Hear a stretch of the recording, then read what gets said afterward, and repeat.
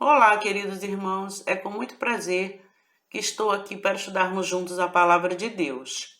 Vamos dar continuidade a uma série de lições da revista Sermão do Monte. Hoje vou ministrar a lição 11, a oração que Deus atende com certeza. São dois textos bíblicos, Mateus 6, de 9 a 13, e Lucas 11, versículos 2, 3 e 4. Peguem a Bíblia, um caderno de anotação, um lápis ou caneta e deixe tudo aí bem pertinho de vocês. Ao final desta lição, queridos irmãos, vocês serão capazes de identificar os valores mais importantes da oração que Deus ouve e aceita. Mas qual é a oração que Deus ouve e aceita? A oração que Jesus ensinou seus discípulos no Sermão do Monte.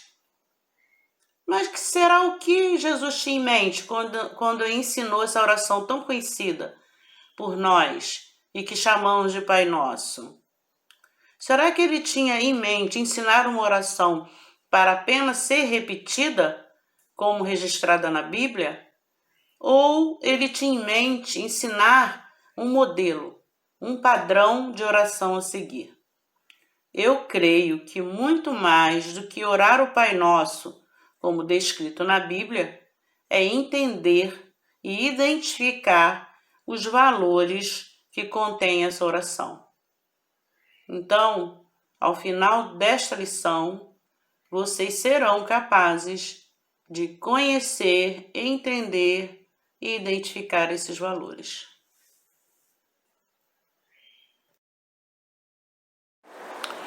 O que é a oração? A oração é um processo de comunicação entre nós e o nosso Pai Celeste. No Salmo 5, versículo 3, o rei Davi escreve: De manhã, Senhor, ouve a minha voz. De manhã te apresento a minha oração e fico esperando. Falamos com Deus e Ele nos fala. Esse é o processo de comunicação entre nós e o nosso Pai Celeste. É um momento precioso de íntima relação com o nosso Deus. Mas como deve ser a nossa oração? Em Mateus 6, de 5 a 8, nós vamos encontrar alguns elementos que indicam como não deve ser a nossa oração. Vamos ao texto bíblico, Mateus 6, de 5 a 8. E quando vocês orarem, não sejam como os hipócritas. Eles gostam de ficar orando em pé nas sinagogas e nas esquinas, a fim de serem vistos pelos outros. Eu lhes asseguro que eles já receberam sua plena recompensa. Mas quando você orar, vá para o seu quarto, feche a sua porta e ore a seu Pai, que está em secreto. Então, seu Pai que vê em secreto o recompensará. E quando orarem, não fiquem sempre repetindo a mesma coisa, como fazem os pagãos. Eles pensam que por muito falarem serão ouvidos. Não sejam iguais a eles, porque o seu Pai sabe do que vocês precisam antes mesmo de o pedirem. Então, irmãos, identificamos aí 3 orientações de Jesus Cristo. Primeiro, a nossa oração não deve ser cheia de hipocrisia. Aqui Jesus estava se referindo aos fariseus. E quando vocês orarem, não sejam como os hipócritas. Em grego, a palavra hipócrita designava a princípio apenas um ator, um comediante. Mais tarde é que outros sentidos foram atribuídos à palavra, como dissimulação, falsidade, fingimento, pelo fato de os atores da época no teatro grego antigo usarem máscaras para representarem os seus personagens. Então, hipócrita significa esconder-se atrás de alguma coisa. Refere-se a uma pessoa que aparenta o que não é de verdade. Jesus usa essa palavra para dizer que os fariseus eram pessoas que queriam parecer muito piedosas, muito espirituais. Usavam a oração para impressionar os seus ouvintes. Segundo, a nossa oração não deve ser cheia de exibicionismo. Então, no mesmo versículo 5 está escrito: eles gostam de ficar orando em pé nas sinagogas e nas esquinas, a fim de serem vistos pelos outros. Então, os fariseus ficavam em pé nas sinagogas, nas praças, num lugar mais visível das pessoas, para se exibirem. Então, aqui a questão não é a posição, não é orar em pé, orar sentado, orar de joelhos, mas a motivação da oração. Então, Jesus não proíbe orar em público ou em pé. Ele recomenda a sinceridade de coração, a comunhão entre mim ou entre nós e o nosso Deus, sem buscar aprovação ou os olhares humanos. Jesus proibiu a hipocrisia, o exibicionismo, o show. Recomendou irmos para onde? Para um lugar secreto, para o quarto, fechar a porta e orar. Ir para o quarto significa privacidade, intimidade, um lugar de silêncio, um lugar onde a gente pode conversar, dialogar com o nosso Pai, porque o nosso Pai vê em secreto. É um momento de profunda comunhão, verdadeira comunhão, genuína comunhão. E o nosso Pai vê o nosso coração. Ele não olha para a nossa aparência. Ele quer que nós nos derramemos diante dele em oração, numa conversa franca e sincera. Lá no Salmo 62, versículo 8, está escrito: derramai o vosso coração diante dele. O Pai, o nosso Pai, vê o coração de quem ora. Terceiro, a nossa oração não deve ser de palavras vãs e sem sentido, como descrito nos versículos 7 e 8. E quando orarem, não fiquem sempre repetindo a mesma coisa, como fazem os pagãos. Eles pensam que por muito falarem, serão ouvidos. Ele pede para a gente não seguir o exemplo dos pagãos, dos gentios, que repetiam preces, rezas, tipo mantras, para os seus deuses. O pastor Ed René Kivitz, numa pregação que eu ouvi, disse que Deus não precisa ser convencido, comovido e conquistado pelas nossas vãs repetições, porque os pagãos faziam isso nas orações. Faziam orações com repetições vazias de sentido, tentando convencer, comover e conquistar o favor de seus deuses. Nosso Deus sabe tudo sobre nós e sabe de que precisamos antes mesmo de falarmos ou até de pensarmos. Nosso Deus é um Deus maravilhoso, é um Deus onisciente, como o Pai cuida de nós, sabe exatamente o que realmente precisamos. Então, como devemos orar? Como deve ser a nossa oração? Vamos ver em Mateus 6, de 9 a 13, como deve ser a nossa oração. Então, Mateus 6, de 9 a 13, é a famosa oração que muitos, ou quiçá todos, conhecem como a oração do Pai Nosso. Então, está assim: vocês orem desse modo: Pai nosso que estais nos céus, santificado seja o teu nome. Venha o teu reino, seja feita a tua vontade, assim na terra como no céu. Dá-nos hoje o nosso pão de cada dia. Perdoa as nossas dívidas, assim como perdoamos aos nossos devedores. E não nos deixes cair em tentação, mas livra-nos do mal, porque teu é o reino, o poder e a glória para sempre. A nossa oração, irmãos, ela deve ser sincera, com o coração quebrantado. A nossa oração deve ser humilde, sem exibicionismo, sem hipocrisia.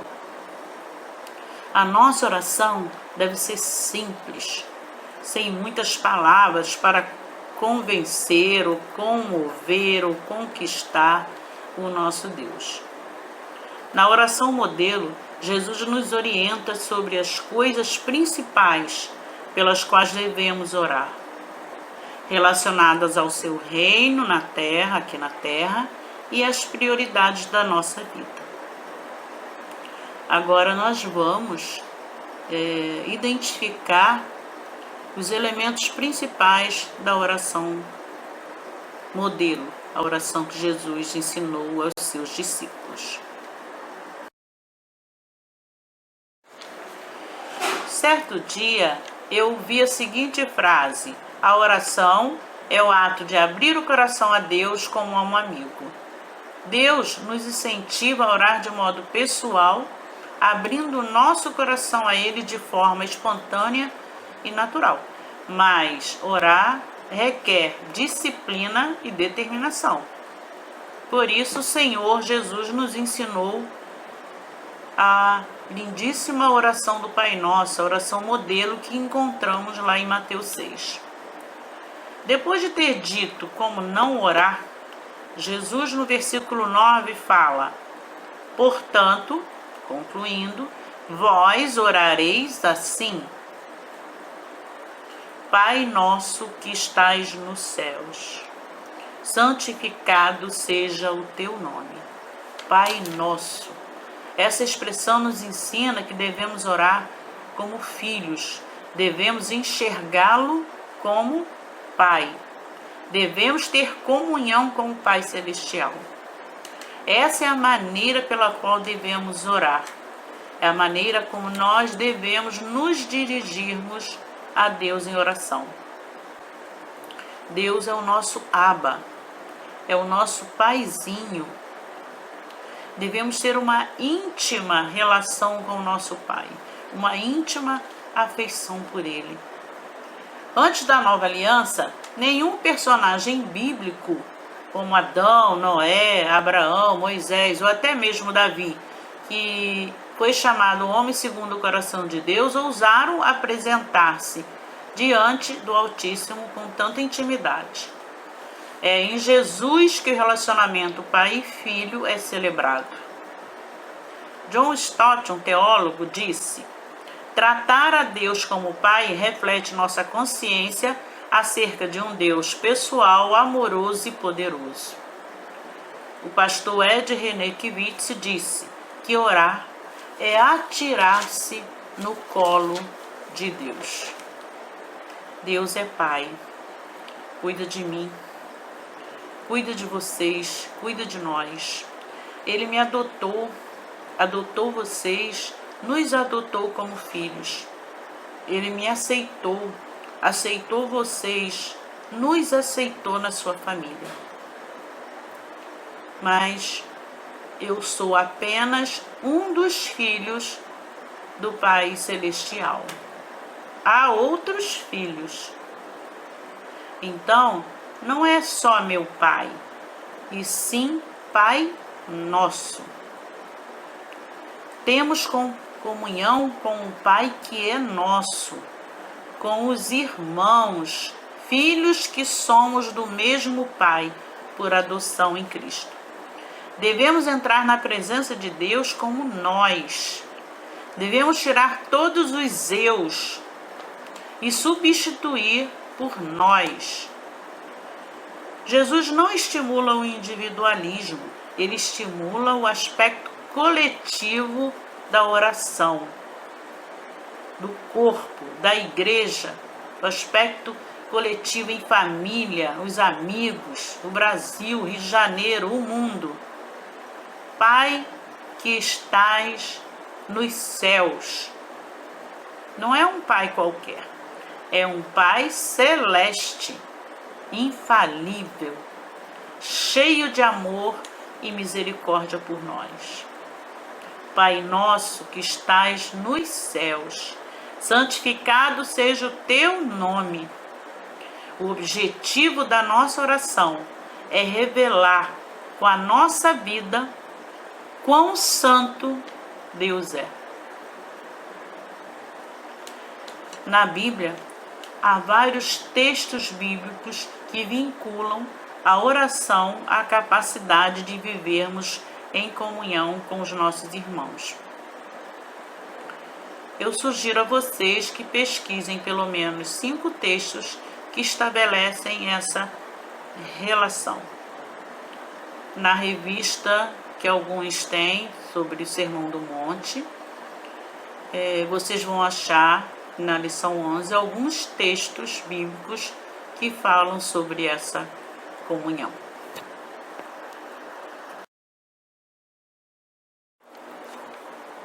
Segundo o autor da lição passada, a lição 10, a piedade do cristão, os crentes não oram com a intenção de informar a Deus de suas necessidades, mas para mostrar confiança e dependência de Deus. Nesta lição, o autor, lição 11, o autor diz assim: a existência humana só tem sentido quando se posiciona debaixo do poder e da vontade de Deus. Essa dependência, essa submissão deve ser refletida em nossa conversa com Ele, em nossa oração. Vamos ler novamente os versículos 9 e 10 de Mateus 6. Pai nosso que estais nos céus, santificado seja o teu nome. Venha o teu reino, seja feita a tua vontade, assim na terra como no céu. Atentaram para as expressões teu nome, teu reino e tua vontade. Então, o primeiro pedido, santificado seja o teu nome. Que o nome de Deus seja santificado através da nossa vida, da nossa família, da nossa igreja, em nosso trabalho, na nossa escola, na faculdade, em qualquer lugar onde nós estivermos. Que as nossas atitudes mostrem a todos que servimos a um Deus único, verdadeiro e santo. Um outro pedido é: venha o teu reino. Devemos orar como cidadão do reino, irmãos. Deixar esse rei Jesus governar as nossas vidas e ter como alvo a expansão do reino dele acima das nossas necessidades. A nossa motivação a orarmos deve ser, em primeiro lugar, a expansão do reino de Deus aqui na terra. Que ele seja conhecido em todo o mundo, em todo lugar. Então, irmãos, que venha o teu reino através do nosso testemunho. É assim que deve ser a nossa oração. Que venha o teu reino através do nosso testemunho, como igreja missionária aqui na terra. Um terceiro pedido é: seja feita a tua vontade, e não a nossa, e não a minha. É a vontade de Deus que deve prevalecer em nossas orações. Numa pregação que eu ouvi do pastor presbiteriano Augusto Nicodemos, ele disse: no céu, a vontade dele, a vontade de Deus, está sendo cumprida pelos anjos e pelos homens e mulheres redimidos e glorificados. Estão na presença de Deus, louvando, adorando como deve ser. Que assim seja na terra também. Então deve haver, irmãos, uma entrega total de todo o nosso ser, de toda a nossa vida. Toda a nossa vida deve estar direcionada de acordo com a vontade soberana do nosso Deus. Deus tem um plano, Deus tem um propósito para a nossa vida. Mesmo que esse plano e esse propósito não seja como queremos ou que nem imaginamos, ainda assim devemos nos render ao seu querer. Devemos ser submissos à sua vontade. Mesmo que às vezes isso cause tristeza e dor e sofrimento. Porque eu tenho a certeza, vocês devem ter a certeza de que Deus quer o melhor para nós. Mesmo que na hora não entendamos e não compreendemos os seus desígnios, né? A sua vontade, os seus planos. No momento, às vezes, não entendemos, mas conforme o tempo passa, mais à frente, Deus nos revela a causa daquilo que nós passamos, da nossa aprovação ou outra situação que nós, no início, consideramos ruim, né, adversa. Muitas vezes passamos pelo sofrimento, pela dor, para aprendermos, para crescermos. Tudo pode nos ensinar. As coisas que nós passamos nos ensinam. Tudo é um aprendizado nessa vida. E aprender com Deus, com o nosso Deus, é a melhor coisa do mundo. Busquemos então, irmãos, o reino de Deus em primeiro lugar, como está lá em Mateus 6,33. Vamos entronizar o Pai e priorizar o reino. Sem submissão, irmãos, não há oração. Quando orarmos, devemos estar com o coração quebrantado, submissos à vontade de Deus, prontos, com o coração aberto para ouvir a voz de Deus. Eu desafio vocês nesta semana a pensar em 3 modos práticos de priorizar o Pai em nossa vida. Priorizar o nome, o reino e a vontade de Deus. Pensem nisso, busquem isso. Busquem durante a semana priorizar o nome de Deus, o reino e a vontade na sua vida.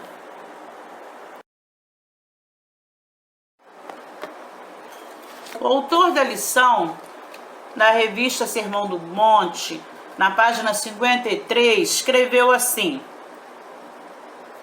quem ainda não resolveu se almeja a valorização do seu próprio nome ou o do Pai, o estabelecimento de seu próprio reino ou o do Pai e a realização de sua vontade ou a do Pai, não deve prosseguir desse ponto para frente na oração. Sugerimos que volte ao início até que este assunto esteja resolvido na alma. Assim, não vale a pena continuar. É melhor mudar de religião. O autor da lição, quando escreveu esse trecho, tinha em mente a carta de Tiago, no capítulo 4, versículos 2 e 3. Vou ler o texto para vocês na versão internacional, a nova versão internacional.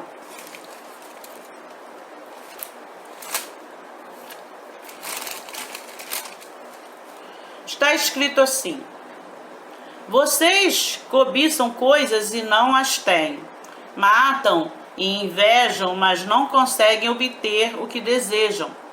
Vocês vivem a lutar e a fazer guerras. Não têm porque não pedem. Quando pedem, não recebem, pois pedem por motivos errados, para gastarem seus próprios prazeres. Então, Tiago tinha em mente, quando escreveu essa carta, os cristãos fiéis, que são exemplos de cristãos que exercem a verdadeira religião. E repreende os indivíduos mais carnais, mais egoístas, cuja conduta tem falhado diante do teste dessa verdadeira religião, dessa religião pura. A religião em que os fiéis não pedem por motivos errados, para gastar nos seus próprios prazeres ou nos seus próprios deleites. Nessa religião não cabe os egoístas, não cabe os que pensam em si mesmos. Na oração que Jesus nos ensinou, estudamos os 3 pedidos relacionados com o reino de Deus. Agora nós vamos estudar os 3 pedidos relacionados com a nossa própria vida. Vamos à leitura de Mateus 6, de 11 a 13. Dá-nos hoje o nosso pão de cada dia. Perdoa as nossas dívidas, assim como perdoamos aos nossos devedores. E não nos deixes cair em tentação, mas livra-nos do mal. Aqui Jesus nos ensina a pedirmos de forma certa. Ele nos ensina a pedirmos o pão, o perdão e o livramento de cada dia. No versículo 11, dá-nos hoje o nosso pão, o pão nosso de cada dia. Pão é símbolo de alimento físico e espiritual. Em Êxodo 16, de 1 a 10, quando Moisés estava guiando o povo pelo deserto, Deus providenciou para eles, para alimentar o povo, o maná. O maná era o alimento que Deus providenciou diariamente para o povo de Israel enquanto ele estava no deserto. Então lá está escrito diariamente a porção para cada dia. Então Deus alimentou o povo de Israel enquanto eles estiveram no deserto, lá por 40 anos, e aquele pão era suficiente para um dia, nem mais, nem menos. Então era um pão, era o alimento diário, o alimento que supria todas as necessidades do povo e que saciava a fome daquele povo. Então o pão representa o alimento básico, o que precisamos para nos manter alimentados. O pão de hoje, o pão de cada dia, um dia de cada vez. Devemos viver um dia de cada vez, porque Deus cuida de nós todos os dias. O futuro, o nosso futuro, irmãos, está nas mãos de Deus. Ele providencia tudo que nós precisamos para viver. Precisamos viver na dependência do nosso Deus todos os dias, crendo que Ele vai suprir as nossas necessidades. Não precisamos ficar ansiosos com o que comer, preocupados com o que vestir. Quando buscamos em primeiro lugar o reino de Deus, as outras coisas nos serão acrescentadas. Mas que outras coisas são essas? São as coisas descritas num texto lindíssimo de Mateus 6, de 25 a 34, que eu faço questão de ler agora com vocês. Mateus 6, de 25 a 34.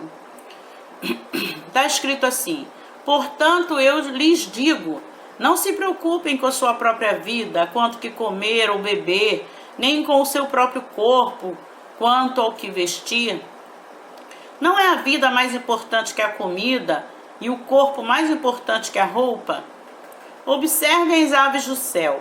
Não semeiam, nem colhem, nem armazenam em celeiros. Contudo, o Pai Celestial as alimenta. Não têm vocês muito mais valor do que elas? Quem de vocês, por mais que se preocupe, pode acrescentar uma hora que seja a sua vida? Por que vocês se preocupam com roupas? Vejam como crescem os lírios do campo. Eles não trabalham nem tecem. Contudo, eu lhes digo que nem Salomão, em todo o seu esplendor, vestiu-se como um deles. Se Deus veste assim a erva do campo, que hoje existe e amanhã é lançada ao fogo, não vestirá muito mais a vocês, homens de pequena fé? Portanto, não se preocupem dizendo: que vamos comer, ou que vamos beber, ou que vamos vestir?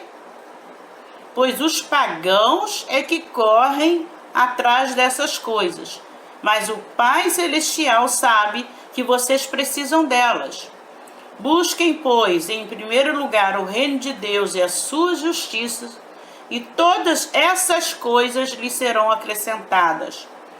Portanto, não se preocupem com o amanhã, pois o amanhã trará as suas próprias preocupações. Basta a cada dia o seu próprio mal. O pão nosso de cada dia não é somente o alimento que comemos diariamente, mas é também o alimento espiritual que edifica e fortalece a nossa vida. Jesus é o nosso pão vivo que desceu dos céus. Está lá em João 6,51. Ele nos ensina a ser simples e a viver uma vida simples. Simplesmente peço pão de cada dia, irmãos, ao Pai Celestial. Ele sabe de que você necessita. Ele sabe das suas necessidades. Além do pão de cada dia, devemos pedir o perdão de cada dia.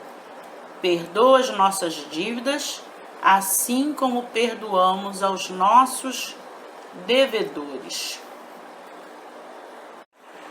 Além do pão nosso de cada dia, irmãos, devemos pedir o perdão de cada dia. No versículo 12, está escrito assim na oração modelo: perdoa as nossas dívidas, assim como perdoamos aos nossos devedores. As nossas dívidas são os nossos pecados diários. Pecamos diariamente em pensamentos, palavras e atitudes. Somos devedores por causa dos nossos pecados. O pecado, irmãos, ofende a Deus. Desobedecemos a Deus e estamos sujeitos à disciplina de Deus. Só nos resta pedir perdão. Não temos como pagar essas dívidas, esses pecados. Deus está disposto, irmãos, a nos perdoar diante da nossa atitude de humildade, quebrantamento e arrependimento. Mas há uma condição. No versículo 12 de novo, perdoa as nossas dívidas, assim como perdoamos aos nossos devedores. Então há uma condição. Deus só nos perdoa se nós perdoarmos os nossos devedores, os nossos ofensores. Então, versículos 14 e 15 de Mateus 6 está escrito assim: pois se perdoarem as ofensas uns dos outros, o Pai Celestial também lhes perdoará. Mas se não perdoarem uns aos outros, o Pai Celestial não lhes perdoará as ofensas. Quando, irmãos, perdoamos, nós somos perdoados. Quando perdoamos, evidenciamos que somos filhos de Deus. O perdão mostra quem somos, mostra a nossa identidade como filhos de Deus. Amar e perdoar são decisões que tomamos, são escolhas que fazemos diariamente ou devemos fazer. O exercício diário do perdão é uma necessidade inevitável.